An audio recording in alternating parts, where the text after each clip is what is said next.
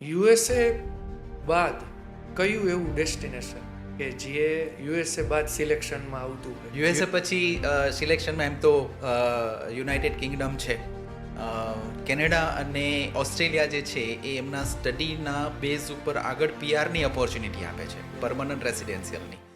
તો એ અમુક point system છે, પોઈન્ટ સિસ્ટમ થઈ ગઈ એમની, તો એમને પીઆર માટે એ લોકો એલિજિબલ થાય છે ને આગળ ત્યાં ને ત્યાં સ્થાયી થવાનો એ લોકોને મોકો મળે છે. પણ યુનાઇટેડ કિંગડમ પણ એક ફેમસ ડેસ્ટિનેશન છે કે જ્યાં માસ્ટર પ્રોગ્રામ જે છે એ 1 વર્ષનો હોય છે. અને બીજું એક એ છે કે લાઈક યુનાઇટેડ કિંગડમનો કરિક્યુલમ ને લાઈક આપણું પણ કોમનવેલ્થ સ્ટડી સાથે જ કનેક્ટેડ છે, આપણું કરિક્યુલમ પણ કોમનવેલ્થ કરિક્યુલમ પ્રમાણે છે. તો ત્યાં પણ 3 વર્ષનું બેચલર હોય છે, આપણે અહીંયા પણ ઇન્ડિયામાં પણ 3 વર્ષનું બેચલર હોય છે. અને ત્યાં એક બીજું એ છે કે લાઈક ત્યાં માસ્ટર જે છે મોસ્ટલી પ્રોગ્રામ જે છે બિઝનેસ સાયન્સ રિલેટેડ